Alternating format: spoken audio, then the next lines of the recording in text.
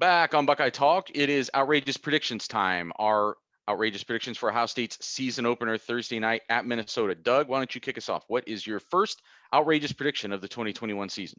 I'm predicting something happening for Ohio State that did not happen at all last year by my math, and I did some math, which is an Ohio State defender has double-digit tackles in a win. Last year, the only time any Ohio State defender had at least 10 tackles in the game was Tuf Borland had 14 against Alabama, because he didn't have one against Devontae Smith when he was trying to tackle him, but he was catching running backs. I think Taraja Mitchell's going to have 12 plus tackles. I think Minnesota's going to run the ball a lot. I think Mo Ibrahim's going to run it 25 to 30 times. I think they're going to try to control clock. And I think Taraja Mitchell's going to be a guy who, as much as they like to talk about rotating, I think he's going to be on the field a lot.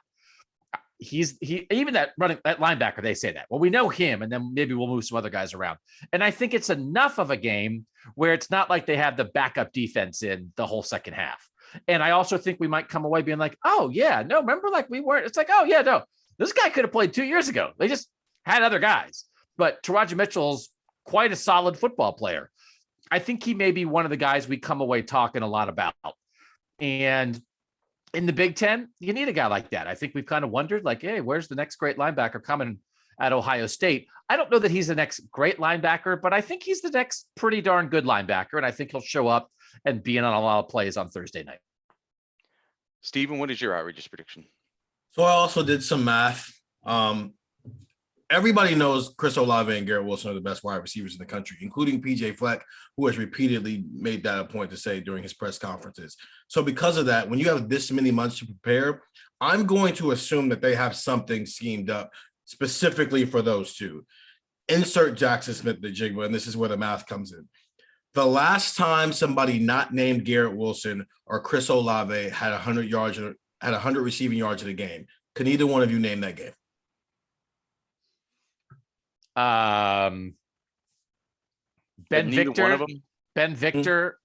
So somebody other than Wilson or Olave who had 100 receiving yards. Yep. Ben Victor, the crazy Penn State game where he had the big catch. No.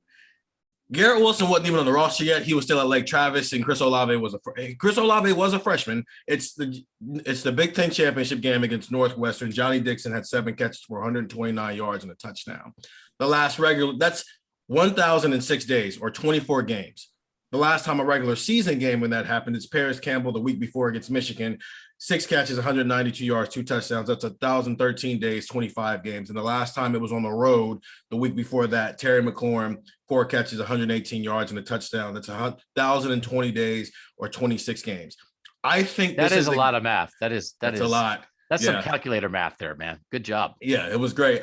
I think this can be a breakout game for Jaxon Smith-Njigba, where he is the guy in this game who ends up with 100 yards, simply because Minnesota is so worried about the 2 outside guys for good reason that the guy in the slot who's it's a shorter pass to get to, where we already know Ohio State likes to use that position anyway. This is an opportunity for Jaxon Smith-Njigba, a former 5-star recruit who did flash last year, even if it was against Nebraska at the end of the game with the toe tap touchdown catch. This is an opportunity for him to be on the center stage and maybe, introduce himself to the world. So my outrageous prediction is Jaxon Smith-Njigba has 100 receiving yards, simply because Minnesota is not focused on him.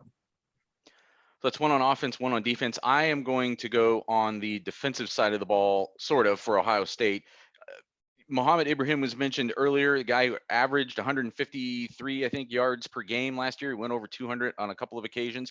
And as Doug said, I think he probably is going to get the ball about 30 times. So that context is important for what I'm going to say. I'm going to say Ohio State holds him under 125 yards, which only 2 opponents did last year. At first glance, that isn't that outrageous, but when he's going to get the ball that many times, a guy who averaged 5.4 yards a carry, I think this will be a week where Ohio State, sort of like Steven, as you're saying, you think Minnesota is going to come out schemed to kind of try to limit Olave and Wilson, which is a lot easier said than done. I think Ohio State's going to come out schemed to make Tanner Morgan and Ohio State's passing game beat them in the air. Now, they have to be a little bit careful with that because they have some suspect situations of their own in the secondary that have to be, or maybe they don't. We'll find out as the season gets going, but definitely some question marks in the secondary. But I think that there's a lot of veteran guys at the front of this Ohio State defense. I know there's turnover at linebacker, but between Haskell Garrett, Tyreek Smith, Zach Harrison, Antoine Jackson, Jerron Cage, Teron Vincent, that front line up front, they're going to have a tough test. Ohio State or Minnesota, I'm sorry, has a veteran, big, experienced offensive line, but I think they're going to make it just hard enough on Ibrahim that this game doesn't get away from them. You thought about it. It's 13 straight 100-yard games for him. I did. I thought you about did it. not dip your toe in the water of holding him actually under 100. I didn't, because I think you're right. I think he's going to get the ball that many times that mathematically it's going to get hard to keep him under 100. So maybe I should have said they're going to hold him under 4 yards a carry even, or something like that. Like that would have been maybe the more outrageous side of that prediction. But I respect the guy. He had 5.4 yards per carry last year. Like I said, he's 13 straight over 100 yards and averaged 150. So just holding him under 125, I think, is a good first step for Ohio State, because that means the game's not getting away from them, and their offense isn't having to do something crazy just to stay ahead of Minnesota. That's our outrageous predictions. Sign up for the text 614-350-3315 for all of the news and analysis that we'll be texting before the game and during the game at Ohio State's season opener Thursday night in Minnesota.